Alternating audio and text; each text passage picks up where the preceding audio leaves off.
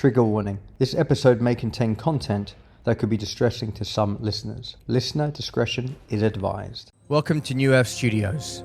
Love Now by Alex Roseman. We are here in the heart of the wilderness of Dubai. From our beautiful New Earth Cafe, the Conscious Eatery, where we'll be bringing you conscious conversations with our very next guest.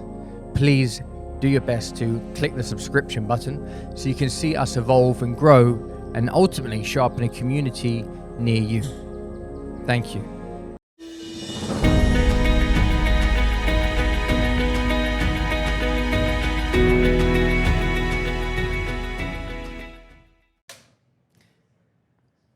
Where were we? Anthony, welcome to the New Earth Studios, man, and to the New Earth Cafe. It's such a pleasure to have you. Can we turn that light on behind you, Irvin? We just created our own sunshine. Cool, thank you for having me. Absolutely, man. Look, you got such a cool vibe, very chilled, and having your lovely wife on not too long ago, Marjorie, if you check it out. And, you know, recently getting to know you a little bit more and about what you do. We'll go into that, but it's just really great to have you here. Thank you, man. Great to be here and, sharing the wisdom, or the experience, let's say, because wisdom is a little bit pretentious, but yeah, I think we're in a society where it's difficult sometimes to extract from the noise. And in what I do, we do different things as well on the side, like startup. When I met talented people in my company, encourage them to start their own venture. And we have this, because I'm in Web3, right? So we're trying to carry the world of in different direction with what technology can bring to help humanity to connect better. And we have this guy, they have a company called SwissBorg, and they are specialized into podcasts.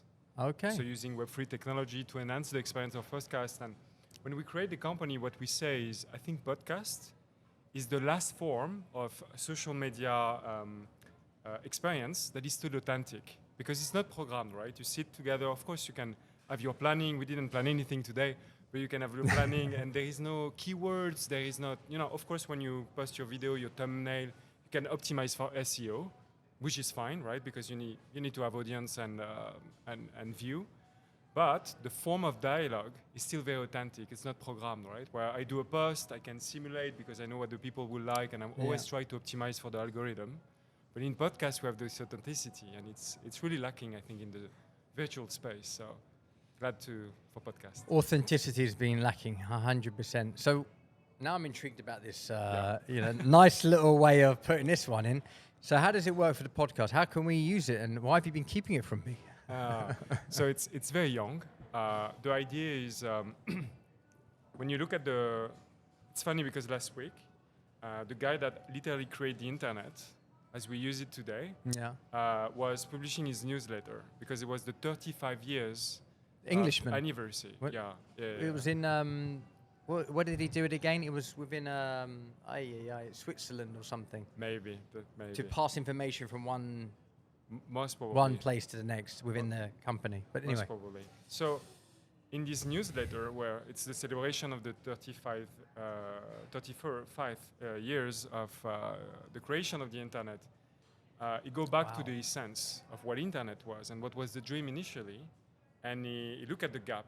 He said initially the dream was decentralize, help humans to better collaborate with each other, right? So internet starts with scientists saying, if I discover something in Japan, it's very unlikely that this knowledge can travel to the US, for example. But now if you have a mean to communicate, as a result, the discovery that we make is going to be exchanged faster, and the world elevates as a result, because then the collaboration goes faster, and the idea and even the aspiration grow much faster. But the idea was always to keep it very decentralized, very human-centric, community-centric. And the result, 35 years later, is we have big giants dominating the space, dictating what we need to do, because there is no chance if you don't play the game of YouTube that your video will be seen, because there is algorithm that follows very specific goal, and you have to you're just a slave of that. And what we've seen multiple times, I think Brian Rose is one of the good examples, right? You build your following for years, and all of a sudden, because you discuss a topic that is not compliant. David Icke. Yeah, exactly. you're just kicked out, right? And you have no mean to reconnect with your follower. You don't have their email. You don't have anything. So what Web3 bring to the equation is your data are your data. Actually, the people, they follow you and they get engaged with you independently of what the platform is. So if tomorrow you switch because you decide to use another platform, they're going to follow you automatically. It's just by design. There's a bunch of things like this that make it censorship resistant. That's the first step. But as well, there is a way to connect better with your audience because you can measure the identity. Because maybe we're not going to discuss that today, but what the future of the internet as well is now we have AI and we have a lot of bots. So it's almost impossible. You go to a post and you see 1 million likes and comments and you say, oh, this guy is famous. But actually a very little mean to control, is it artificial? Yeah. You know? And when we look at the importance of the way we digest news and how we unconsciously weight the accuracy of the information based on social recognition online, there is a real danger because the manipulation of information is real, and it's a race that is not made for human, but for bots. So what Web3 creates is alternative to really counter that. And I can say, yeah, I don't have 1,000 likes, but if Alex like my video, it means something. And it means something for the people that trust Alex. So then we go beyond the simple face value of how many likes do you have, but more who likes you and who are the identity. That's Quality over quantity. Exactly. And it sounds like you're empowering people, you know, because you can build all of this up, but you're in somebody else's car. And if you're not in the driving seat, you suddenly realize how powerless you are. And if they want to say you're out, there's nothing you can do about it. And I'm sort of glad that, you know, we've only just started kicking off this new earth and we haven't built it up all the way because it could be taken away like this. And maybe it's the time to coming now because we're having this conversation that, oh, Alex, you know what? Check out this platform. You know, bring the people who are coming on and we can, you know, converse and then they can come over here because ultimately we want to empower people with these new earth ideas that may go against the old earth, you know, paradigm. And if I'm going against them because they see it as a threat, which is, of course, you know, it can look like a threat, they can switch me off. And though that's in the back of my mind, we feel like we've got nowhere else to go anyway. You know, YouTube is the platform, you know, for many people. So to see an alternative is beautiful. I'm sure that will segue into Bitcoin and this whole, you know, cryptocurrency and what that's all about. So as we glide into it, where would you like to go from here? So shall we touch a bit more on this company that you're building? We can, definitely. I think the most important message maybe that I want to share today is because there is a lot of things that are said about cryptocurrency and arguably even to this day, the number one reason people want to buy or be involved with cryptocurrency is speculation, and it's fine. To be honest, it's completely fine. But there is so much more beyond what the technology and the people in the technology can offer.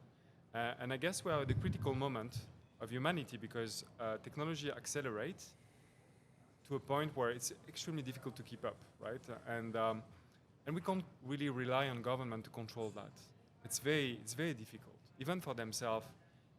Not going into the debate, are they corrupt or not corrupt, but even if we take the hypothesis that government are actually well-intentioned and they have good guidance, they have good art, I'm not sure they're equipped to keep up with what's going on with technology and how the world evolves. So the only mean is to, I think, trust entrepreneur. And anyway, we live in a society where I think it's an illusion to believe that the most powerful people are presidents. Actually, the Elon Musk, the Mark Zuckerberg, you know, all these figures. They have the knowledge, they have the following, they have immense power over our life, and they have the data. Right? So they have the ability to comprehend human beyond what our own comprehension of ourselves is.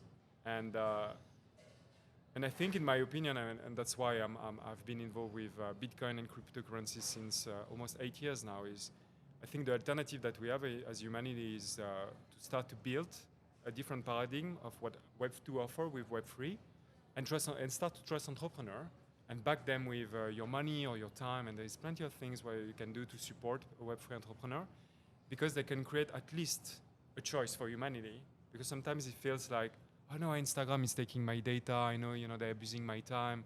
They give me all this adrenaline rush, and it's very hard to not doing it every day. But I have no other alternative. The dopamine hits. Yeah. Like it's a drug. The likes, the how they get you hooked on. I mean, there's documentaries after documentaries about how it's like crack. Yeah. You know, it hooks you in.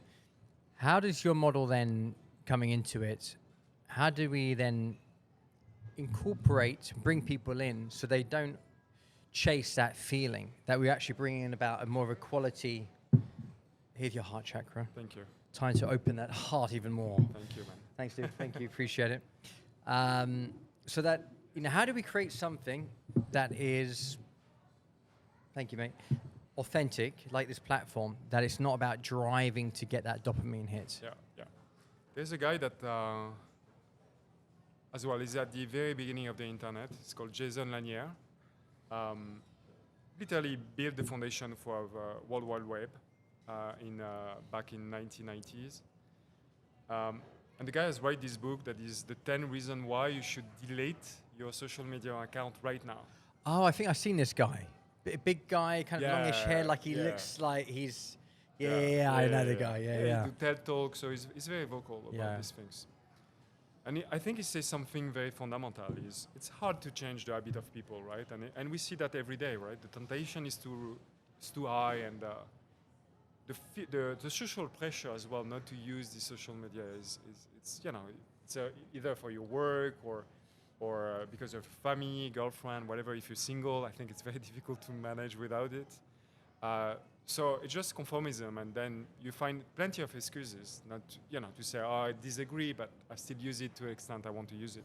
The problem is the proliferation of this social media and this habit is never stopping. So what the guy is saying, which is very fundamental, is say when we created the internet, we were EPs, tech EPs, and we really wanted to change the world. So we came with this concept of open source. What open source means is software is free, because there is this idea that I build a piece of software and you can use it to, you know, keep the world progressing in the right direction. Like Java and things like that, right? Open source technology. That's language. Yeah. And for instance, when you look at Netflix, right? Netflix, I'm sure we belong to this time where I grew up without the internet, part of my young age, and I go to the cinema. I have to wait, sometimes 3 years. I remember I wanted so bad to see again Jurassic Park, but you have to wait for the VHS to go in the shop, go buy it. So what Netflix has achieved, right, in terms of you don't have to process anything at home, just click and instantly it's streamed. The quality is amazing.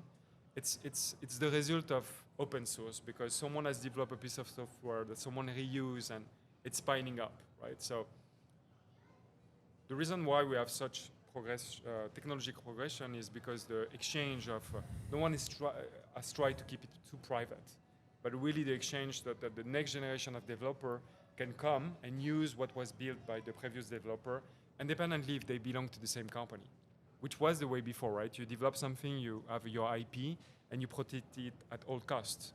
The problem of that is there is not an exponential progression because you're trying to keep your piece of software private. The other problem with open source is it's great from the collaboration perspective and as human progressing.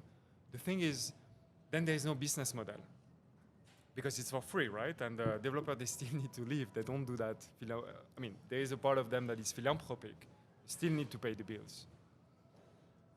So the business model for the internet, what ads, because marketing, right? They had to find an alternative because the piece of software is never valued. You will accept that to say, oh, it's a beautiful car, it's a piece of hardware that I'm ready to pay for. But the piece of software and the result of that is every app that you can download in the iPhone most of the time is for free. That is ugly or beautiful, you're going to pay the same price. But this doesn't exist into the hardware world. Beautiful chairs, perfectly designed, is going to cost much more money than a chair that is very basic. Doesn't exist in software, so the guy that developed the internet had to find an alternative solution, and that's the ads model. So what the ads model has created is an attention game. Because initially internet was built to tell you, you are looking for something very specific. For example, what's the best place in Dubai to have a juice? And you will find instantly New Earth Cafe. I didn't pay him to do that, by the way. So that will be the result, and it will be very efficient. Your relationship with the software will be very transactional and mechanical. You want to have, at the quickest path possible, the best answer possible, and that's it. And you want to limit your time as much as possible. If you do that, it can't be for free, because if you do that, you're going to use the machine for 5 minutes. While, if I don't provide you the right answer, but I provide you some sort of best answer that keep you hooked in for 30 minutes, now I have the time to display you as much ads as possible.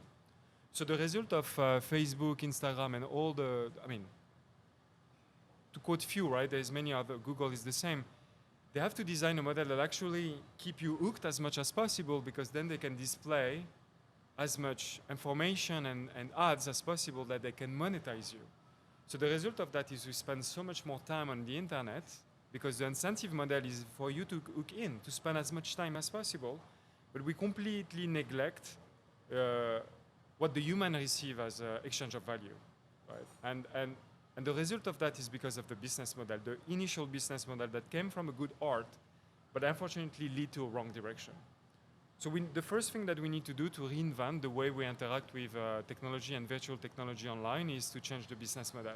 The painful part is, and that's what Web3 is doing in some extent, is most probably if you consume information online, if you want to do that in a way that is non-invasive for yourself, you have to pay for it.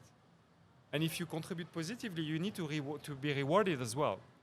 Instagram never give you any money unless you're an influencer. If you, for example, if you post family picture and everyone comes and look at it, you know, and you still positively contribute to it. Yeah. There's not like a shared essence of wealth. No. Because it goes obviously to these companies and makes billions, which they're ultimately leading towards getting your attention any way they can. Just like, it's the same model when people used to make, they still do, crisps and sweets. You know, they have a whole teams of scientists come in the laboratory, how to make it crunchier, how to make it saltier, get the kids in, crunch this, crunch that, and they test it so they get you addicted. And it's all relating to the same thing, pleasure, pleasure, pleasure, amygdala, you know, get into that part, get the dopamine hit. Now we're in technology, okay, so to keep their attention, what do we need to do? Get in the lab, you know? Let's try this, let's try that. Because everybody ultimately wants your attention because they know how valuable that is. Because wherever your attention goes, energy flows. And everything's to do with energy. So looking at that, and of course, what is their intention with your attention? And that's what it is. I don't see things as wrong or right. I see as, you know, this is a part of evolution. You know, what are we really evolving towards? You know, now we're going through technology, and you mentioned it, like the VHS. You know, there was something quite beautiful about waiting. You know, you wait for it, and when you get it, you appreciate it that much more. Now we can have it like this, but also because of that, because we're able to get pretty much everything so quickly, we're getting to that stage of going, well, we're not waiting for that VHS tape. We're not waiting for this anymore. We get to understand truly why we're here, because now we can have everything. Do I feel fulfilled because I can have everything? Well, no.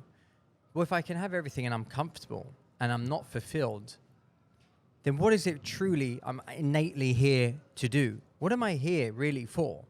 Because I can have everything. And that's what I feel like it's exponentially leading us towards. Mm-hmm. The new earth is this, you know, calling to the higher self, the connection to the divine. You know, and all of this stuff to be comfortable is to get out of survival mode, out of the amygdala, so that we're here. But now we're here, and we don't need to live there anymore, surviving. Why are we here? You know, what is the purpose of this? You know, what are we leading humanity towards? And you have the Elon Musks, and then you have the government sort of doing their best to keep control of things, to keep things running. They're serving what they're serving. And I had this question pop up. What do you think the difference in mentality is between an entrepreneur and a politician? It's a very good question. Again, I'm talking about what's the picture now, because I don't think it has always been the case. I think, again, it's what the result of everything comes and goes anyway. We have to accept cycles, and that's why words sometimes are very, how can I say, they are very misleading.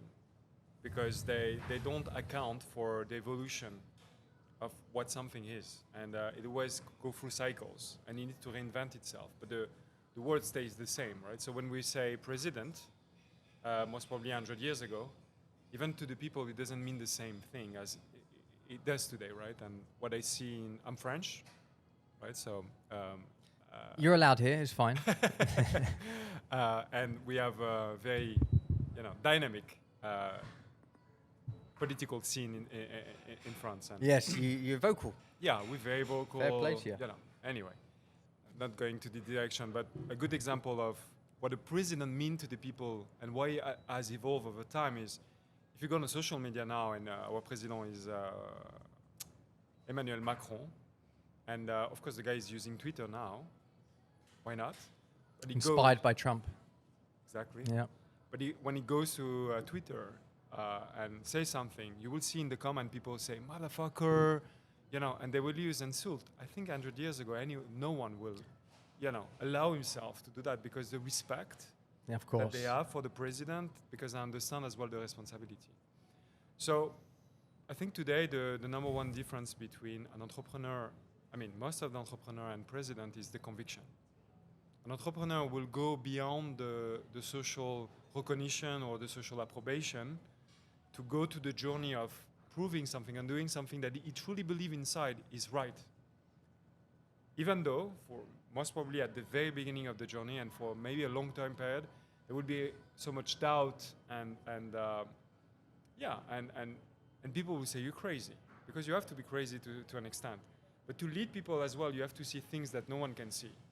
Just your journey. It doesn't mean, that's why not everyone can be an entrepreneur, and it's fine, because it's very difficult. You require a lot of self-confidence, but at the meantime as well, the capacity to question everything in a healthy way. I don't think that this is what presidents are doing. I think they are today, and especially because in 4 years there is so little you can do, but they are here to try to understand what's the best strategy to actually please people. Maintain equilibrium to a degree. Yeah. And the problem of that is, especially in Europe, you have education going down gradually every year. And when you have uneducated people that live in a democracy, and the president, the guy on the top of the pyramid, which is the president, trying to please the people that are less and less educated, then you go to this very, very noisy situation that doesn't produce any good outcome. Because it's like being an entrepreneur, you need to listen to your customer or your user, but listen doesn't mean you have to take everything that they say for granted. Because sometimes we express something, we say, oh, this juice is horrible. But actually the message is different. Today I had a bad day, and I needed a space that was more calm, right? There's nothing to do about the juice. It's about you maybe creating a space that is, because you have your coworker or your, cats and dogs there, and actually you as an entrepreneur, what you need to receive as a message is, maybe there's an opportunity for me to create a space that is more isolated. It's nothing to do about the juice. The presenting problem is never the problem, as they say. Yeah. But you know what?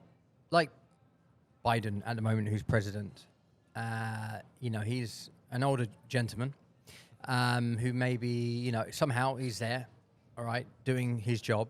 How much of the job is he actually doing, and how much is he influenced by entrepreneurs who own huge corporations that really run the show? Because we talk about they're different, but I feel there's a symbiotic relationship between everything and everyone. We're all one. We all come from that point of singularity when the universe went, right? So it's all connected in somehow, but there's some entrepreneurs who, do not work with the matrix. And there's some, rebellious types. You could look at us as disruptors, hence why YouTube and people like that don't like that. But then you have the entrepreneurs who are connected to that realm, and they, money to the politicians, and politicians, let them certain laws. So how do you differentiate between those kind of entrepreneurs? Yeah, it's a very good question. I think sometimes you have just to wait for time to give you some sort of guidance. Yeah, and for example, if you ask me, I respect a lot what Elon Musk is doing as an entrepreneur. I'm very much into the admiration in terms of dedication and his power. There is a lot that you can inspire from. When it's come to this final agenda, I have no clue. If I withdraw myself from the admiration that I have as an entrepreneur, because the abnegation, the amount of things that he's managing to doing, how he imposes vision, and how much, you ask sometimes, is the guy that's clone, because to be in so many companies that are successful and manage to drive innovation and make them going forward, it's very impressive. You have to pay respect to the guy. Mm-hmm. When it's come to this final agenda, I have no idea, because he say a lot of contradictory things, right? AI one day is a supporter, sometimes it's a distractor, it's doing something else. So the analytical myself of me is saying it's very confusing, right? Ultimately, I think it's the mirror effect, and I believe, regardless of what's the agenda of people, even if there is cycle where maybe the most evil matrix bad guy are leading, because I believe in polarity, I think extreme will create another extreme of entrepreneur. So universe somehow compensates, regardless of what you believe. And of course, as human, we feel the pressure of time. We say, if one day you feel overwhelmed, or 2 days, sometimes it felt like very long time. But with regard to the scale of human time, right? Maybe in 10 years, you are very evil entrepreneur, but they will be compensated, because they will inspire a new generation of entrepreneurs with very, very strong heart, very strong-hearted. Just the reality of how things compensate. I think Bitcoin comes from this. It's a very good illustration of a world that was collapsing from the money perspective and the way it was designed, and something, basically a seed was planted now 18 years ago, 2009, and since it has grown up massively. Voila. Touching on the Bitcoin. Okay, I could have gotten involved earlier. All these sort of things that sort of pop around. It's quite unstable because it's new. And I hear many mentors I know who are resistant, even Warren Buffett, all these people, because they know their way. And they see it as something that's just not going to last. Maybe Ethereum, because of the platform and everything else. Look, I stepped in this world for a little bit when I was a speaker, and I did a bit of training in Singapore, and then somehow I came back and I was sharing on stage something called the Success Coin. And people were running up to buy it, and I was like, I didn't even know what I was talking about. But I invested myself into it because I felt like if I'm watching people invest, I need to do it myself. And I still, to get my head around it, and I'm hearing, both sides, So we are stepping into this realm. How does Bitcoin, let's say there's the old Earth and there's a new Earth. How does Bitcoin, this model, serve those who want to be in the new Earth? And the new Earth is about love, equilibrium, living from the higher self with purpose, communities coming together.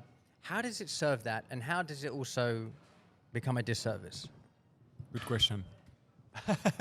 So I guess there's many answers they can provide that are very rational. But I'll go first with one that I think I don't hear being mentioned that often, and I think it's essential. Cool. So for love to expand, I think to me there is multiple requisites. And the most important one is respect. Right? So I have to respect you for the love to expand, and accountability. That they go together somehow, right? I think what Bitcoin and Ethereum and everything that is around, that is built around this ecosystem has done very well is they're creating the first generation of financial product and investment product that are not built in financial institution. So they are built by people for people. Is there scam? Is there abuse? Yes, there's a lot of them, right? But at least as a human, I give you the chance to do your analysis, to make your own mind, and take the leap of faith of investing by yourself. The result of that is, if the coin goes down, yeah, you can say the guy is a scammer, you can complain, but you have to take responsibility for it, right? In the traditional financial system, right, when we have the worst crisis of all time in 2008, you can blame your financial advisor. When you blame someone else for your decision, because it was still your decision to take it.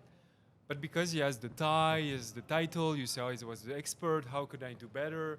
While he was the expert, I would have done even worse, but you still blame the guy. right? Just like people do with people like presidents in governments, Exactly. right?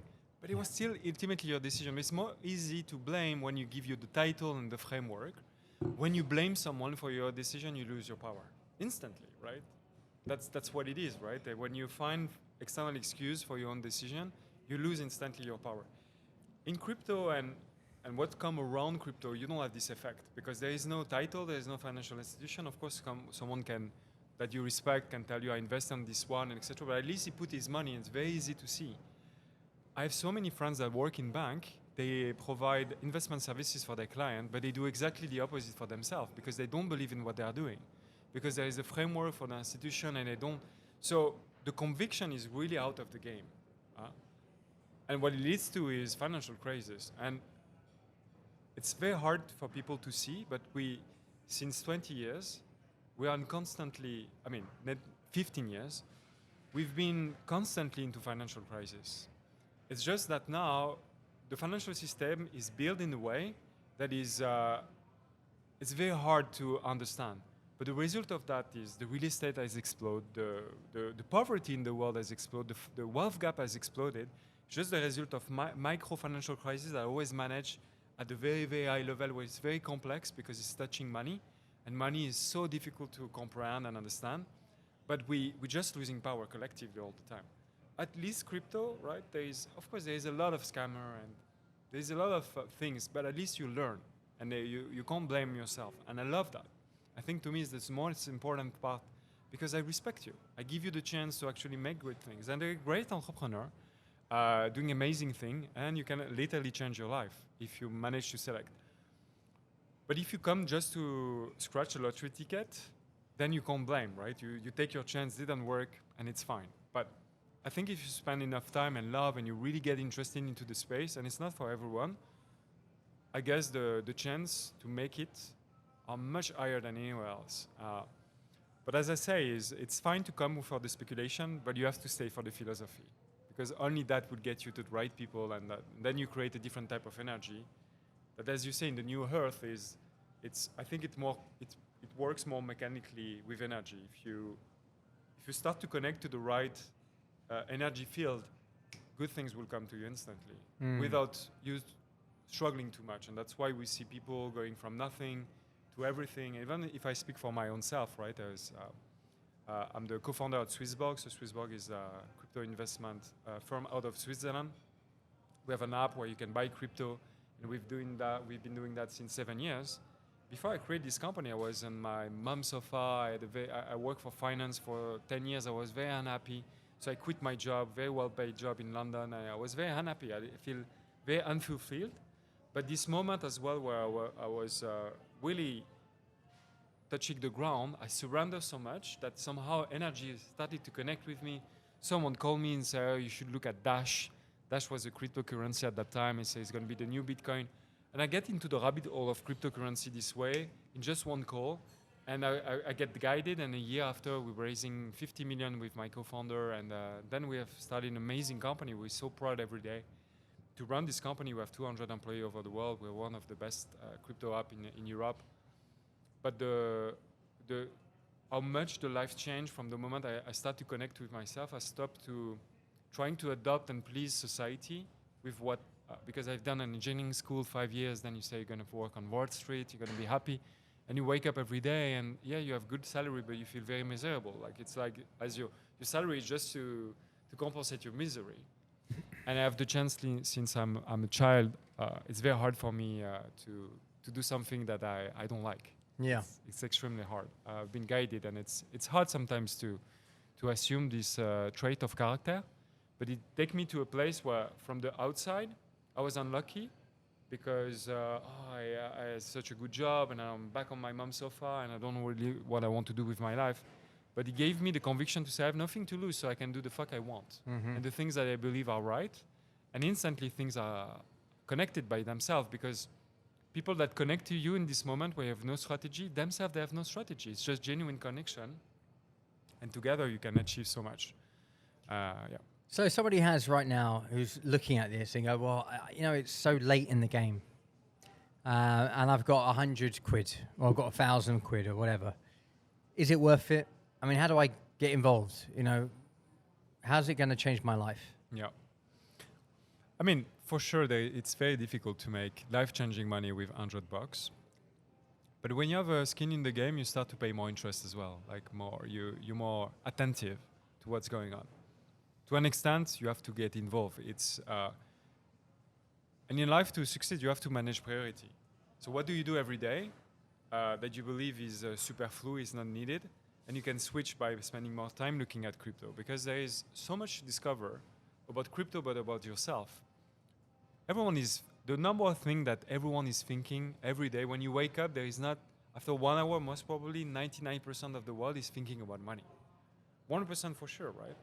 Because it's a constant thing that we always thinking every day. But very little people understand what money is, what money is about. I think the first benefit of coming to crypto is to understand the space, you have to understand first what we are building against. So what is the new paradigm that we're building? Yeah. What's the whole paradigm? And for that, you have to understand what money is, right? And how money has been built, what's the belief system around money. And then in itself, that, even if you forget how much money you're going to make, even in itself will give you more power to understand what's the game we're playing. Because money is not something that we teach at school. Actually, just we accept, okay, I'm going to work, I'm going to receive money. I don't really know what money is, right? It's a piece of paper. It's actually, I can't hit it. Maybe I can smoke it. It's the best I can do with it. But it still bears so much value. And people are ready to give me the best use possible, the best experience possible for a piece of paper. But what it is, why that? And to understand that, it's fundamental to as well understand why crypto can have value. You know, it's interesting because I had a revelation when it was in 2015, I hit rock bottom, literally. And I realized I didn't have money in my account because I wasn't being as valuable as I could have been. I looked at it as value points. I was like, why do I not have value points in my account? I need to become more valuable. And so I went on that journey to become more valuable. And I've gone on a whole different journey in the last 4 years to get up to this place right now. It'll go in the book. And when you look at something like what you're doing, is somebody's gaining value through money itself, what if they're not becoming valuable themselves? Like, when does it become, they can see their money go up, but are they valuable themselves to know what to do with it? Because you can make that money, but your mentality is still in the old earth. And that's what it is. It's, okay, yes, you are making money, but what are you doing with it? What is your purpose with making money? For people out there, doing it, life without purpose, but they know Bitcoin, leads to debauchery. Life with purpose leads to philanthropy. So there's pros and cons. You can make somebody very wealthy and then they go out there and just, look like they're damaging the planet, right? Or people and lives and things like that because they have it and they don't know what to do with it. Sometimes it's a dangerous game. Yeah. How do you balance that out, Last time I was at a conference in Dubai. It's one of the most famous conferences for Bitcoin. It's called the Bitcoin Satoshi Roundtable. And you have basically all the guys from the OG of Bitcoin and cryptocurrency flying from everywhere and meeting. And there was this, so you have different atelier and workshop. It's a nice hotel and you have maybe 10 workshops at the same time, 30 minutes for 8 hours in a day. And you met interesting people. So I went to this, because at some point I was talking AI and all these things, very technical things, very interesting. And I said, okay, I'm going to go to the mindfulness workshop just to relax, right? And to meet different type of people as well. Yeah. Next to me, there was this guy, he buy Bitcoin at the very, very beginning of Bitcoin. So literally he was very open because he says place is Dubai. He said, I'm a Bitcoin millionaire, but I'm depressed. I have a lot of money, but I'm depressed. Okay, fine. And he explained, what he's doing, trying to achieve. And then I sat down, I went for lunch and I sat down next to the guy and we started to engage in the conversation. How did you become here and et cetera and et cetera. And why are you depressed, right? I was trying to understand.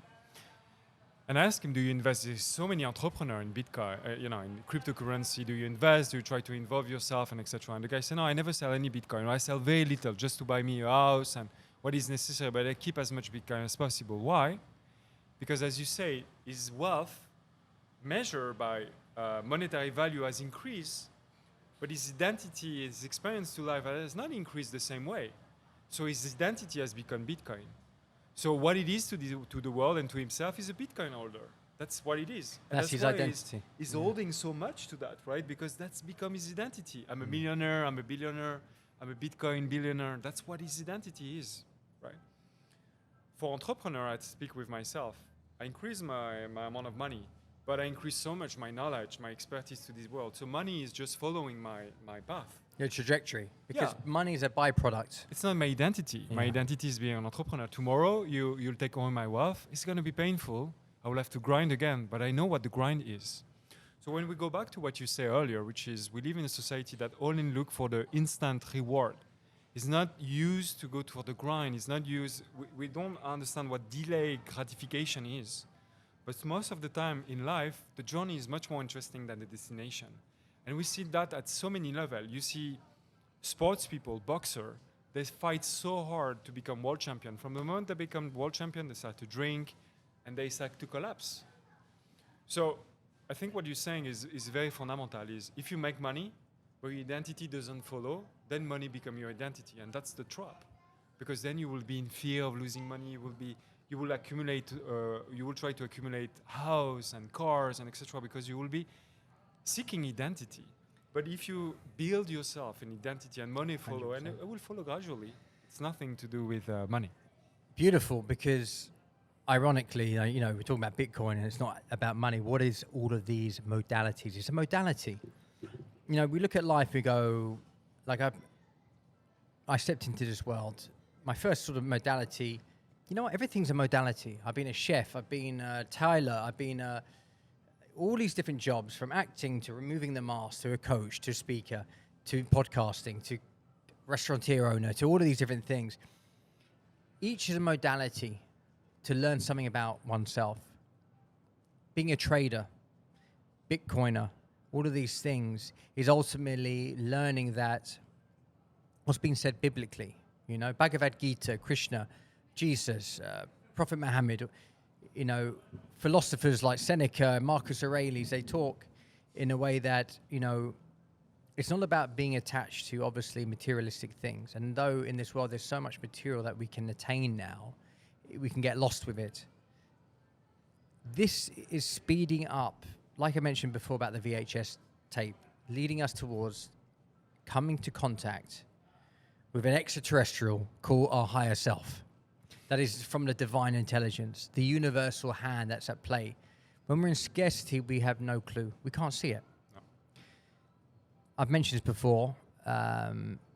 Faraday and Maxwell, the scientists who saw electromagnetic fields before anybody else did. People thought they were mad.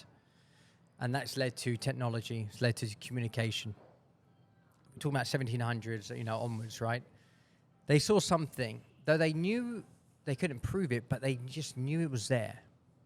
And there's this divine intelligence that is operating all of us, that is right here. When you see that, and it's all about leading us towards love. All of these tools that we have, Bitcoin being a modality, is to lead us towards enlightenment to a degree, illuminating, to finding our purpose, because these people who are attached to Bitcoin having money are not happy. Yet people will see that and go, but how can you not be happy? People are still under the illusion that if I'm rich and I have that money, then I'll be happy. I've stepped in the world from when I was a coach, doing my thing, living by a lemon tree. I had my slice of paradise in the north of Cyprus. It was a very brief moment. And I was like, this is like €500 a month rent for a 2-bedroom. I wasn't in London when you had to spend $2,500, because you feel like you have to grind, and it's really a grind, just to survive, And when I was in London, I was like, I feel like I'm waiting to live. Like, why am I waiting? I can be anywhere in the world, but analysis paralysis. I had so much choice because I could be on my laptop. So when I went to North Cyprus, I had everything I needed. I just wanted my time, just enough that I pick up my lemon, have water, by the mountains, by the sea, have a few clients. And for me, I was golden. Within a couple of months, I met my wife. And the life I walked into there was just a different kettle of fish. It was extreme. Now, stepping into that world with immense amount of wealth, the amount of sharks that are hanging around you, the amount of stress and issues that surround money when you step into it is a different ball game. The problems just seem so huge. And so people have this fantasy that if I have that, I'm going to be happy. But you can only manage it when you can manage your emotions, as Warren Buffett says. And to jump into Bitcoin and things like this, I'm horrendous when it comes to the emotions, especially around money. And it's funny how I put myself in this position that sort of money is, I've let go of attachment to money to the point where I've kind of given it. My wife, like, you know, everybody else have it. But it has put me in a bit of a situation because I'm like, it's like a part of me just, I want to just be able to do things for free, help people, just, you know, kumbaya, you know. But it's doing these things, but there is a need to have money in this world because I would like to make these things go bigger and bigger, you know. But that means I have to have money. But it's not that I want money for me. I'm happy for somebody else to have it. I just want to build the vision, have these things all around the world. And I hear it, and a part of me wants to be a part of this, having millions and billions, and my vision will need billions to make it happen. But it's not for me to have it in my bank account because I don't actually need anything. Just to know that what I envision can become a reality. Yeah. So I'm in a bit of a dichotomy in that regard because I've sort of let go of it and I'm thinking, but in order to make it work, I need money. But it's not about money for me. I don't need it. How do I get over that dichotomy? And so I'm hearing it, and I'm just sharing it. You know, why not? Here I am. There's a part of me wants it, but I also see myself what I'm like when I have money. Like it's about trusting oneself when you have it, you know? Because what if you're, like most people are addicts in some way, driven by habits. So when they have a lot of money, it speeds their compulsions up. And it can be quite devastating for people. That's probably why subconsciously they push it away or have reasons and everything else. Because if they put themselves in that game, and I stepped in that game, I know what it's like. You have access to all these things that you don't know what to do with yourself until.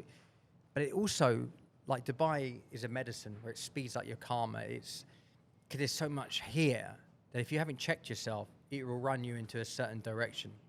And I've had to learn what that meant and who I am through it, and it sped things up. You know, it's like the suppressed parts come out to play, and you go, "Well, I didn't know that was there." And it's about kind of putting yourself back towards yourself, so that you can be in a place where money is with you, and you know that you can put it to good use. You know, so for people, that's maybe an issue why they don't have it. Because you know what? If they have it, it's like getting into a Ferrari, you've just passed your test, you know, boom, straight into the wall. Yeah.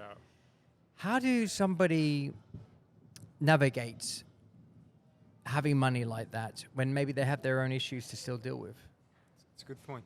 I want to come back to what you say about what money means for you, which is ultimately, if I try to summarize, you say, it's a tool that helped me to accelerate a world that collaborates with my vision, basically. So you expand your money because then you're going to have people that instantly collaborate with your vision of the world, so enable this cafe, for example, and different things. And ultimately, you hope that they're going to fall in love anyway with the vision, right? So you don't have to pitch them first, so it just go faster.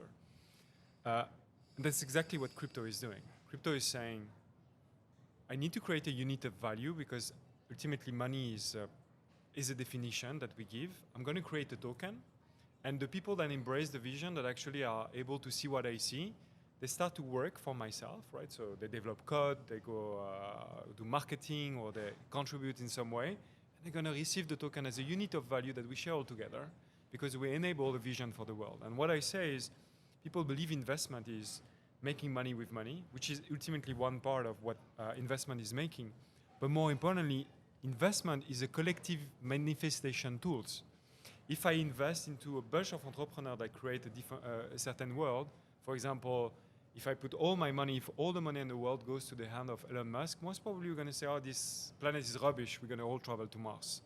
And in 100 years from now, everyone is going to travel to Mars. But if on the opposite side, I invest in different type of entrepreneur that believe, no, this is golden, we want to keep it, and we're going to change things, we're going to invent new technology that recycle whatever it is, then in 100 years, it's going to be a different planet. So regardless of how much money you make with an investment, more importantly, it's a collective investment tools to manifest a certain reality. That's what it is.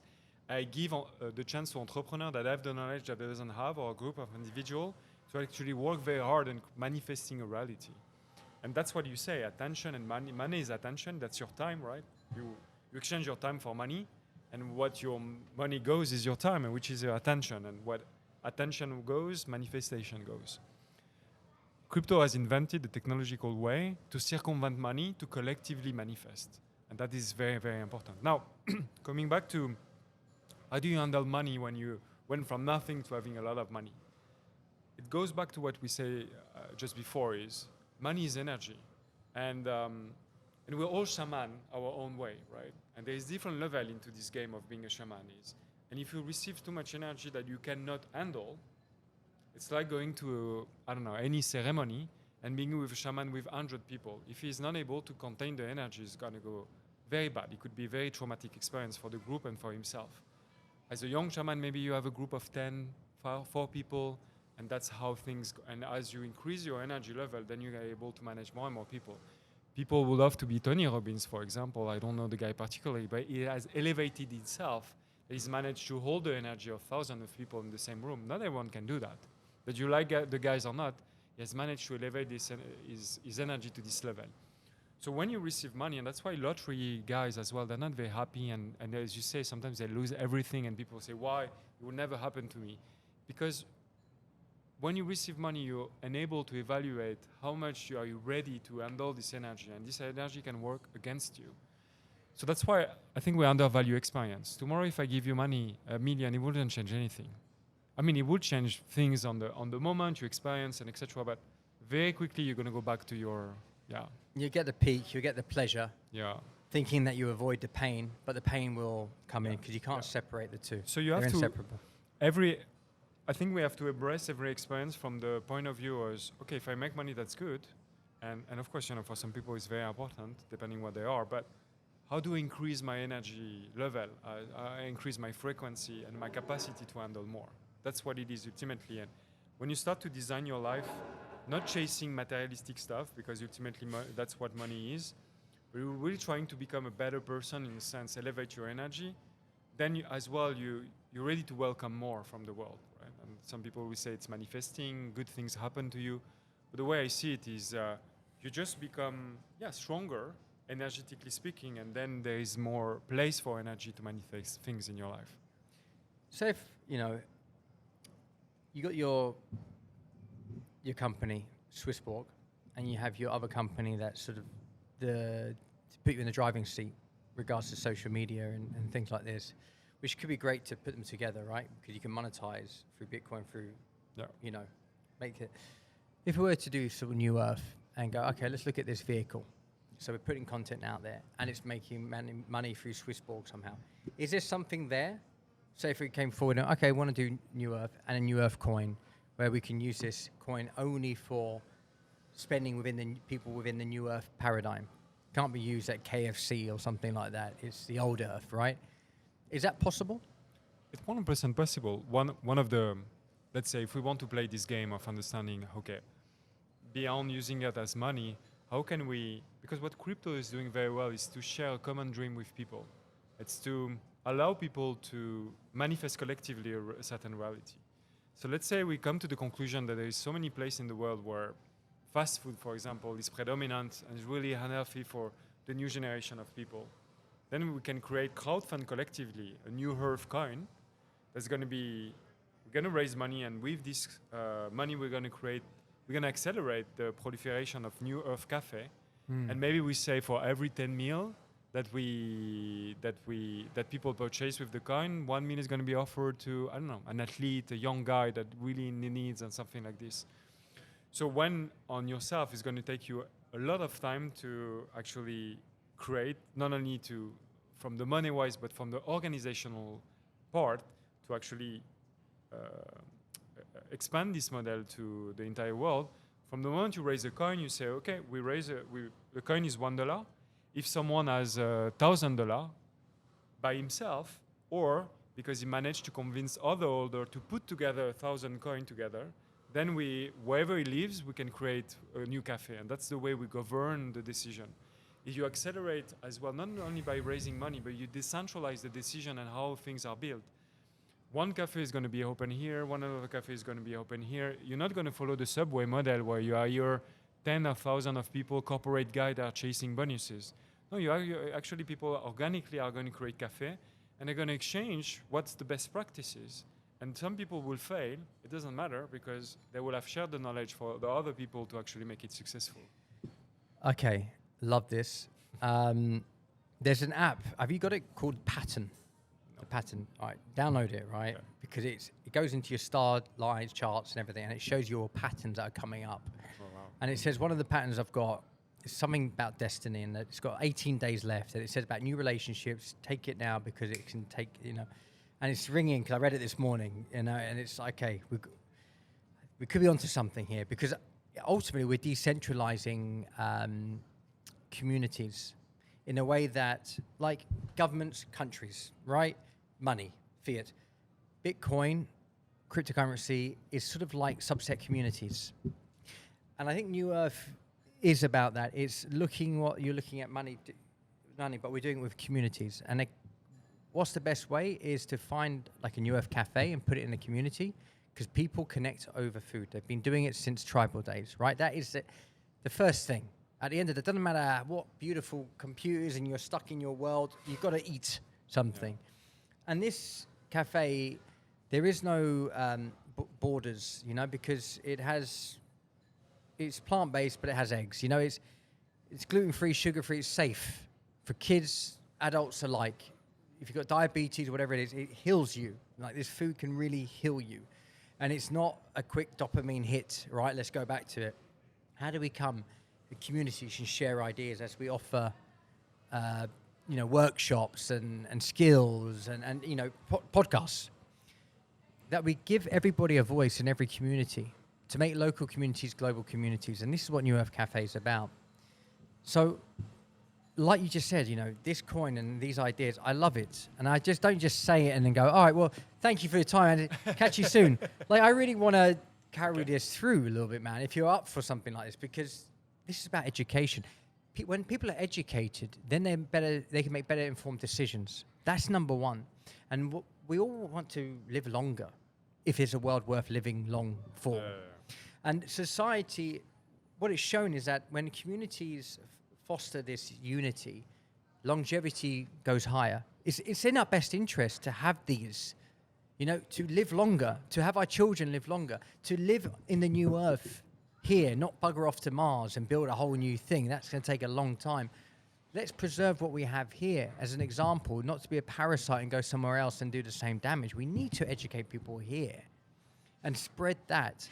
So say if New Earth Cafe was that and we worked in tangent, like crypto and this other vehicle, and we're going, right, let's create this, and how do we drive it all around the world? And then we connect all these cafes and their communities using this cryptocurrency. Suddenly there's no government, there's none of these people needed because everybody's being educated. Government becomes irrelevant because entrepreneurial minds like ourselves are coming together like this, not as separation, but to show this is what happens when you come in unity towards a shared vision about connecting, because ultimately that's what it is, right? People have this Bitcoin, but they don't really know what to do with it, and they're feeling depressed, but they see that there's communities they can be a part of, coaches and therapists and things like this.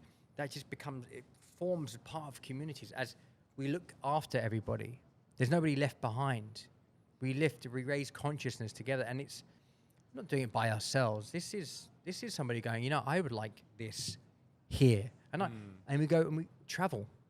And we go to these places and we watch these cafes popping up, and then we go and talk and share, and the companies, this is part of the New Earth Cafe, and how do we exchange value between one another? Suddenly fiat money doesn't even exist anymore, Then we can really create this symbiotic unity around the earth. That's sort of like the electromagnetic field Faraday was talking about, you know, that we can really make that happen, that suddenly we're now all connected symbiotically. Yeah. The governments are now, they don't have power anymore because they can't lock you off through communication and cut you off, because now we can communicate directly from the cafe if we need to, as well as the channel for your company. Yeah. You know, and things like. So I'm going to get the contract now. Can we? No, what I agree with you is it could not happen with a corporation. If you look at Subway, as you said, everything is designed at the top level to look exactly the same, to replicate what customer service is, and to have the most standard experience as possible. But imperfection is good because it inspires you, right? It gives you new idea, and it keeps the organism living. And it's true that corporation, what they have shown is, yeah, you actually can concentrate the most of the wealth of the world into the hand of a few people, but it doesn't make the world happiest, right? Because this guy, of course, maybe they're genuine, maybe they really want to improve things, but they optimize variable, and human is not variable, it's a growing organism, right? So you have to leave them freedom and accept that, yeah, it's a cycle, right? It's maybe this design is going to be very different than the one in Chicago or in Bali and etc. But this imperfection make the world as well stronger and faster, because we're building the tools behind, which is the communication, the channel, and I think that's the next step for crypto as well, is to take what they have done in the digital world, which you see incredible collaboration. Again, most of the usage in crypto is still speculation. But when it works at the collaboration level, it's amazing. The people, the energy that they put, the love that we receive for our community is amazing. People, they follow us like they will follow a football team. That will never happen with Amazon, for example, right? You have no love for Amazon. It's very services. You're upset if they don't deliver at a good time. You have no empathy, because that's the way they've designed their energy. So what is next for crypto is to bring this level of enthusiasm into the real world, because the real world as well is crushed by these big corporations that are very hard to fight. They have the power, they have the knowledge, they have many things. And maybe they're trying to do good, but from the way they optimize things, there is only to an extent you can optimize what humanity is, right? Because you can't compromise humanity. That's the principle design. We can't solve humanity. That's why we're here. You know, when you looked at that, it's like having a poster boy, where you look at cryptocurrency because it gets a bad rap. And it's about educating people, of course. That's why we're having this conversation. But if people can see it in tangent with something as it grows and expands and it's serving communities, then people go, well, I hear these things, but I'm seeing it that my community is getting better because of it. Because, say, the New Earth Cafe is there, and then there's, you know, and it's part of it, and we're going into each different place, and everybody has a voice. Because the only way we can innovate and expand is everybody has a voice, and they share their feedback, like we're doing now. And we can go, oh, didn't think of that idea. Which means we'll never stop expanding, because everybody has a voice, like we do with the cafe. You know, we have a meeting, set up first one today, after reading Stephen Bartlett's book, Diary of a CEO, 30 years old. You're doing all right, mate. And you know, how can you do 1% better than last week? It's not the first time I've heard that, but you know, sometimes you hear it. Now I have a cafe. Okay, how can we do better than we did last week? Then to the point where we can sit there and go, how did we make this community better than we did last week? Because now we have, you know, and then how do we make the world better? Because we're here and everywhere, you know, collectively asking these questions. What can we do to evolve consciousness? And it's, the cryptocurrency could potentially be, you know, this, how are we going about it, could be the way to spread this around the world. Because I'm thinking to myself, what is the point of it all? Unless there's purpose behind it, if we're not serving the community, because the community will serve us right back. Yeah, absolutely. I think the greatest achievement of crypto as an investment as well vehicle is truly a vehicle that helps you to align who you are with your investment better. The reason is because there is utility. So let me explain. I bet you that the biggest investor on KFC or Subway or McDonald's, maybe they never go to eat anything there because they say this food is horrible. I will not send my kids. I'm happy to be an investor, but I will not send my kids. And this incoherence is hurting the world, right? Because there's a discrepancy between what you believe in and what you invest in. With crypto, because as you say, if we have a coin for this cafe, I can be an investor, but I can come and I can use it. I can voice myself. Maybe I can have a special privilege experience, a yoga session that is only available to people that hold the coin. So I give an emotional connection to this coin beyond the pure speculation, because speculation is a spreadsheet, and of course it optimized to some extent, but I don't think it has served humanity as a whole. It has managed to put in the hand of few people that have extremely insist into technology and they have improved overall the quality of life. But we have optimized for materialism. So we went from religion, where people live their life in the goal of elevate themselves to heaven. That was the spiritual, the promise of society before materialism was, you're a good father, you're a good soldier, whatever it is, you're going to go to heaven. So there was a spiritual meaning to life. Is I align my action to become elevated in the next life. This dream fall, and then we came with materialism. Materialism was, you work very hard, you're going to have a pension fund, you're going to have a house, you're going to have all these things. And people don't find, we completely forget about the spiritual path, and we went to the materialism, but materialism doesn't feed ourselves. They were, you look at in the US, 15% of Americans are dying from loneliness because 15% of Americans have no friends, zero. Not even a connection with people they interact with. You don't speak with your neighbor anymore. So there's a bunch of things into materialism that I think we come to the end of this cycle. And there's something in between. Some shamans say it's shamanism because it's at the merging of both. Because shamanism gives you a physical experience, but with a spiritual meaning, which religion doesn't give you somehow. But for sure, we need to reinvent the way. And I think the first step is to make money more intelligent and more attached to something more emotional. And that's what crypto is doing because of what we say, utility. It gives you a financial benefit, potentially, but it gives you as well privilege. So then you own a coin that you actually want to use, not only speculate on. Because I see these coins, Doge coins and all these coins with a funny little dog on and things like that, and I'm wondering myself, okay, what does it mean? Somebody throws a coin. What is the purpose of this coin? And I think I'm sort of waiting because this technology is still sorting itself out, I think, But it has been percolating in my mind, this particular coin, using it within the light world, Only, it's not something you invest in because you want to make money and you wouldn't use it like, as you said, McDonald's or something like that. How easy is it to create a coin like that where people could invest to go, I've managed to gain next many coins, can you open up a cafe here, for example? How viable actually is that? It's very viable, depending how much effort you put. Actually, to create a coin on any cryptocurrency or blockchain, you can create a coin on Ethereum, Solana, you name it. There is many options that exist. It's pretty easy and simple. It doesn't cost you a lot of money. Now to give value, so to take the time to actually infuse in this coin a meaning, infuse a mission, a vision, that's where the complex part is, because you need to give a soul to the coin. The same thing as it's most probably not that difficult to build a cafe. There is sufficient architect and people. It's extremely difficult. Okay. But to give... it is quite stressful, but okay, yeah. Maybe that's stressful, but the process is well known. The concept, to create the concept is one thing.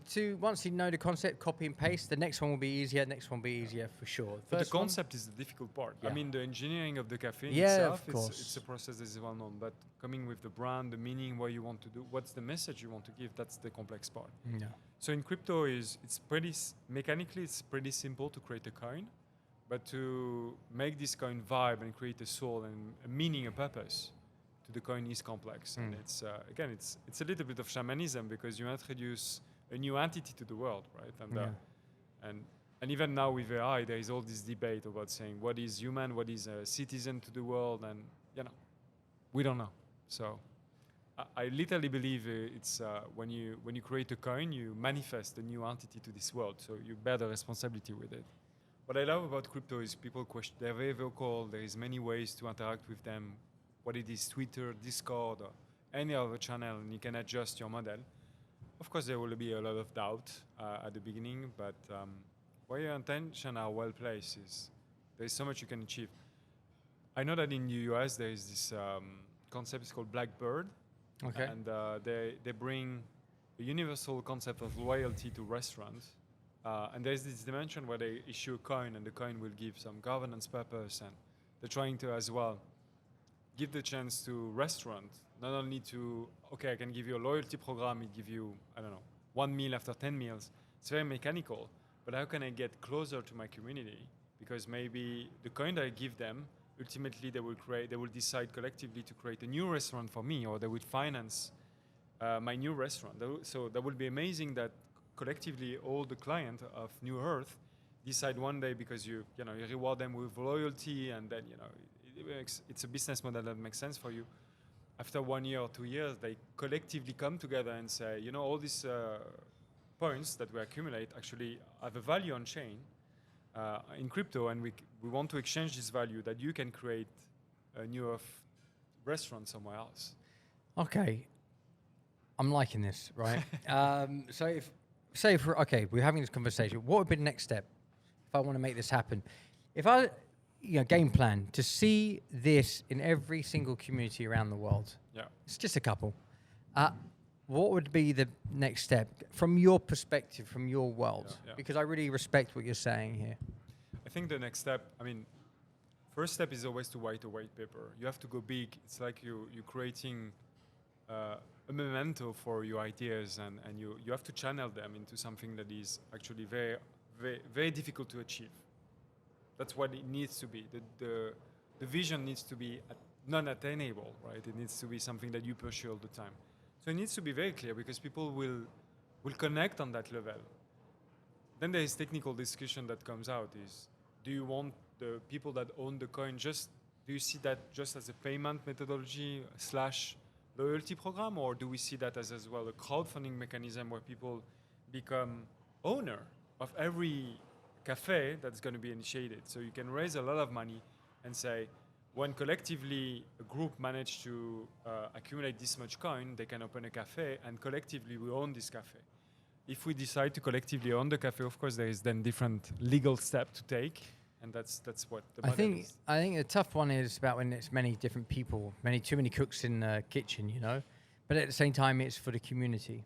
So it's because I have a particular vision, and if I feel like that's why we haven't had people invest. We've sort of stopped people investing in, because otherwise the shareholders, and suddenly you're pulled like a politician, where suddenly it's not about as selfless as I possibly can, because I really would like to see that before I go, because I'm not really attached to anything. So I have an objective reality, like I have an objective perception that I'm trusting more and more myself of how I see the world, because of my lack of attachment to money and everything, pretty much, that I can leave this behind, where it's so protected, with AI protecting it to a degree from people, that it can carry on serving, raising consciousness. And so for now, it'd be in a way that people would like to see their community better, and they would like to share, and they'd like to connect like we're doing, because they can see that as a value. But they don't want to deal with the headache of owning a cafe and everything else, but they would like to be part of the movement, be part of this new earth. Like, I want to be part of it, but I understand, but then how do they make money? Like, what do they get in return? But it allows us to have the money to keep growing. You know what I mean? So they don't take it out the pot, because this is about sort of architecture, we're alchemizing. Am I rocking something? It's you, long legs, right? So so what do you suggest? It's a good question. In this step, as you mentioned, governance is a critical step, and again, governance can evolve with time. I think when you create a new company, it's naive to believe that people can govern without being involved on a daily basis into expanding this thing.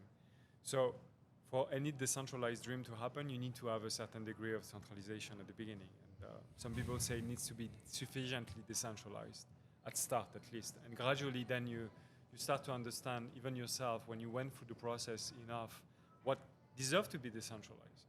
So you can clearly raise money and say, for now the coin is It's something that you can use for paying, you can use for consume services, still money for this cafe. And all the money that you raise this way is going to be helping you to maybe expand 10 other cafes all over the world. And that's the first phase of the roadmap, is to say the first 10 cafes not going to be decentralized. I have this idea, I have this concept, I'm going to deploy them. I'm going to choose myself who's going to own them and report to the community. After a year or 1 year and a half, then you can learn from this experience and say, we went from 1 to 10, how we go to 100? And then you decide again. You go through a phase where you say, is it the right moment to go all in with the community, or do I need to find something in between? So it's not like you cannot not anticipate what the plan is going to be. You have to have a rough idea of what's going to be the step or the milestone where you need to stop, reflect, being accountable for what happened, the winning, the losing, be open with the community and say, here's the decision we make, until the point where it's self-sustainable enough that you can live it. Because that's what you do with a kid, right? Is you're helping to grow to a point where he can leave the house and have a good life by himself. And then you're not responsible anymore, like you've done your work.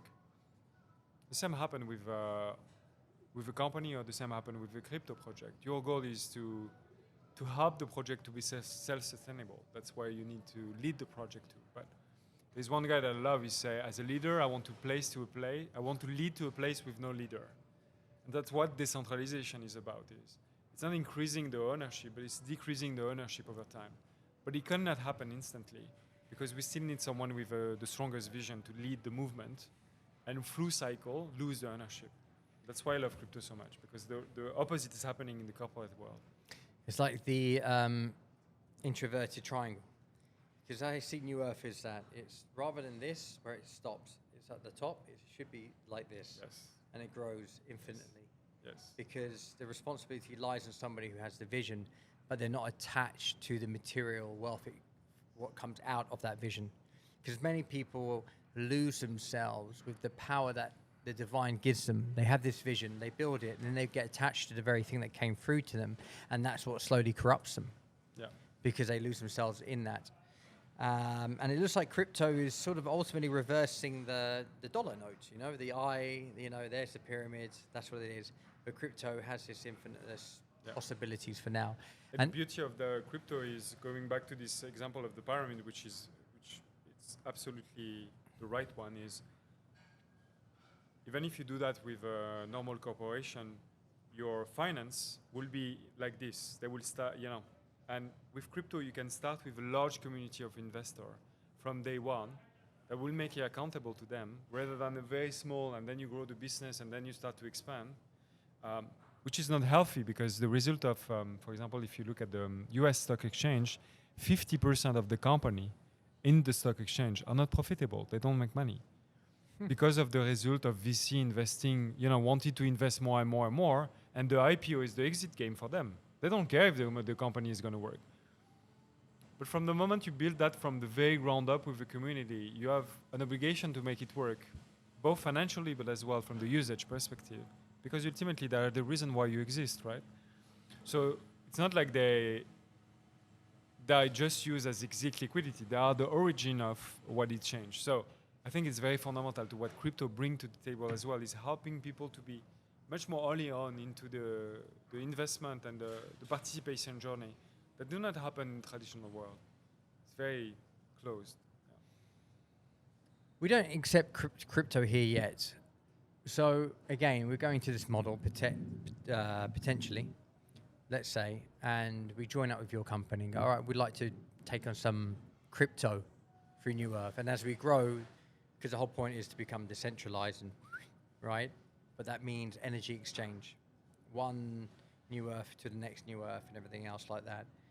How does somebody incorporate SwissBorg, for example, into a company, into the New Earth Cafe? I mean, who else is the best example to use, right? Tell me. So at SwissBorg, we're very community-centric, so Yeah. we do exclusively individual. We do few corporates because they are friends, or there is business association, but it's not really our main business. Coinbase, for example, in the US are doing that. I know they've been helping one business and they save so much friction into the banking world. It's crazy. Like, not only they help them to save money on the financial side, but they help them as well to be more in connection with their user through cryptocurrency. So it's pretty simple. It's just a matter of technology. I know that even in Dubai, you have a company. I have a good friend of mine. He is in this business. He gives you a terminal, like the same as, and people can pay with their cards or they can pay with their cryptocurrency. And then it is your choice as a business owner. Do I want to keep the crypto, or do I want to keep the crypto? Like, do I want to exchange the crypto back to fiat currencies, or do I want to keep the crypto? Funny thing is, for example, in Switzerland, we have people that invest into our company because we have a coin. They invest at the very early days in 2017, and we have this acupuncturist is accepting our coin as a payment methodology because they say, I'm happy to always get more and more of this coin into my wallet. So it's part of this. So I think what it gives you as well when someone pays you with a crypto, you have a better understanding of who he is, because what you own as a crypto tells a little bit about who you are. That is very interesting. So what crypto can do as well is to make money intelligent and say, that's the type of individual, or that's the, for example, if we say at New Earth, we never want to have non-organic food, then in the perfect world, you will have your treasury that everyone can see on-chain, on the blockchain, and you cannot transfer money from a wallet that has not been approved as being an organic farm. Then you have stamp of approval. Yes. Because that's ultimately, 100%, man. Like, it can only be used where the New Earth has sort of given its stamp, because it's the conscious eye, because we've seen where it's going to, the farm and everything else, and that money, that can only be used there. And for some people, that's perfect. Some may not want to do that, of course. They're still part of the old Earth, let's say. Yeah. But where the New Earth's eye has seen it going, well, this is being approved because it meets the criteria. And so that now portal opens up to accept the New Earth coin. And that's ultimately what it's about. It's not just the New Earth Cafe, of course, but it's other conscious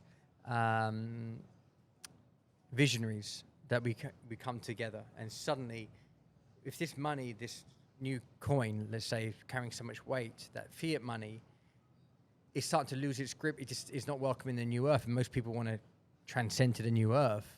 Then the old Earth companies don't operate anymore as well, because there's no money, energy being exchanged here anymore. So they're forced to become conscious because there's no value there anymore.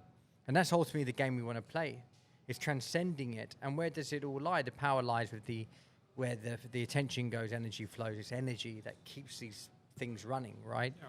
So if we can transcend that and then elevate this crypto coin, whatever we call it, that it just operates in that world, suddenly the old Earth can be left behind. I mean, is that something that could you see that being in the way? Yeah, and to be honest, I don't think it's bad if the coin itself appreciates versus other money. I think it's part of you were mentioning Memecoin. Memecoin, you can criticize them. Of course, there is a big gambling element to it. But ultimately, this is a signal that our money, as we know it, is dying anyway. Right? Is it Bitcoin going up, or is it just the failing of the dollar and other money that happen in the world? Trust. Right? So, losing trust. It's just, last time Elon Musk was posting on his Twitter and say, I'm tired of this shitcoin / memecoin. Last one was a trillion supply, one node operator, and etc. And at the end, it was the US dollar. Because 50% of the supply, the total supply of the dollar, was printed in the past 6 months. So it's unbelievable, right? So, wow, we live in a transforming era. I think we shouldn't put any limitation. Is what you need to be focused on is to enable your vision and to align your coin and whatever you do with your to align the vision with the coin and maximize its value. Not from the money perspective, from the utility perspective, and say how much this coin is aligned with, is facilitating the world I envision, the new Earth, as you say. How much is this part of this new paradigm? And then whatever it fluctuates against the old world, who cares, right? It's no one is in France, we had the franc before the euro, and no one cares about what's the franc value right now because it's part of the old reality. It's investing for the long run, you know, because it doesn't matter how it fluctuates against the old earth, because people are it's gonna be hard to let go of what they've always known, the identity. Yeah. Imagine your identity to everything is in the old earth. You know, it's hard to, you identify with Bitcoin. I identify as an actor, and it's hard to let go of becoming letting go of being an actor, because we identify to these roles so much that their significance means so much to us. So I understand that letting go of your identity, your flesh, your straw man, you know, the body that is connected, to actually transcend the condition, the programs towards yourself, to the higher self. And how do we link energy, the currency that can be spent from that place, from your higher consciousness, with a coin that resembles that in this world here and now? And yes, it will take some time. This is, if it can happen in my lifetime, great. If it's for the next generation, that's absolutely great. This is something I'd like to continue on for a few thousand years, till the sun becomes a supernova, because we've now transcended consciousness, the very things they've talked about biblically, that we can now actually make here on Earth now, with AI to have perimeters in place to protect from the old Earth spilling out, you know, let's say the lower frequency, that we can keep everybody in a high frequency, and there's things in place that helps basically resolve trauma. You know, people can elevate beyond their trauma that holds them in this body, holds them here, and then they can go about and have a purposeful life, you know, that it's about one another. It's about, you know, raising children, raising each other's children, you know, because we've managed to help ourselves, and you're about to transcend. Yes, very happily. It's the reaction that got me. Transcending your sphere, we're going into the new earth. And so when we're stepping into that place, we would like to better community for all. I mean, what is the point? Just for ourselves? Is it just for our own family? You know, we're sharing the world. That's it. Once we let go of the divide, separation of communities, countries, cities, and things like that, that we are all one, you know. And I think this is what it will do to communities as we connect communities. There's no more countries anymore. Yeah. And I think that's what the new earth is ultimately moving towards. You know, there is no division. And if a coin can then connect people, because, you know, this is what they believe in, yes, it will be the long term, but they know they're investing towards a future that they can be with. And that's ultimately what it's about. So let's see if we can make that happen. Yeah, absolutely. But again, I think to me is, as I say, it doesn't matter if you come to Bitcoin for the speculation. Yeah. But if you gradually, in the process, we help you to convert by showing you the philosophy, that's the most important. So, I mean, really in respect to what's the people journey, and if they start for the wrong reason, like maybe you met your wife and actually you were just attracted for one night. You know, it was your initial thoughts or initial plan, but you get distracted because actually you connect to something that initially was not obvious. I think that's what is very surprising with life is, do you give me the chance to actually change the trajectory that I initially planned into my little head, because I was so entrenched into my own vision that was very small. And that's the journey of investment. Is maybe most of the time you will come for money, because money is the biggest fear farm that exists in the world. It's hard to overcome this fear. If I attract you with fear, which means I tell you how you're going to make money with this coin, but in the process I manage to transform you into seeing the bigger picture, to me that's fine. So that's ultimately what you're about, is pulling people in. It's not about money, it's the philosophy behind what money is about, and how we can transcend consciousness through something as simple as cryptocurrency. I say simple, but it really is still not so simple. Is there anything else you want to share regards to around your companies, around crypto, around money? I think the last piece that wrap up a little bit what we say is the greatest benefit of cryptocurrency, it really demystify money. It demystify what banking system is, and you're so amazed when the first time you use it, you have your wallet. I have my wallet. Wallet is a simple application on your phone, and I transfer you money and instantly come. No question asked. No banker that will call you to say, "What did you use your money? Can you explain? What is?" Just it's flowing, and in the world where we exchange information so fast, we need a financial system, a financial backbone that can scale the same way, because otherwise we're always put back, right? I'm around the table, I have this idea, people say, I love this idea of a cafe, why they couldn't invest instantly? I know, let's go to the lawyer, have this pay, and then the energy collapse goes down, because everyone go back to this fear. Money like speed. Yeah, money like speed. An idea, that's why you see so many innovation in crypto, and that's good, because you can finance innovation like this. And it comes with a lot of scam. This week, people raised 122 million, just saying, that's my wallet, send money, I create an amazing project.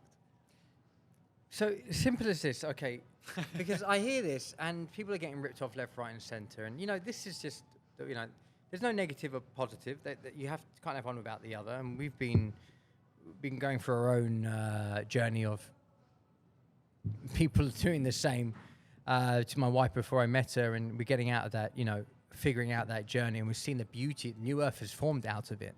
I was saying to somebody recently, when life gives you fertilizer, that is where the most beautiful things grow from. So we can complain about it or blame somebody, but then you're missing what you've been given. There, if you put a seed in it, something can grow.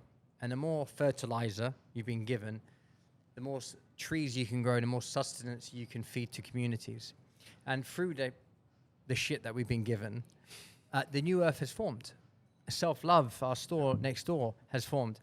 Conscious products, a consciousness from it all, because of the unconsciousness. It's mirrored in some way.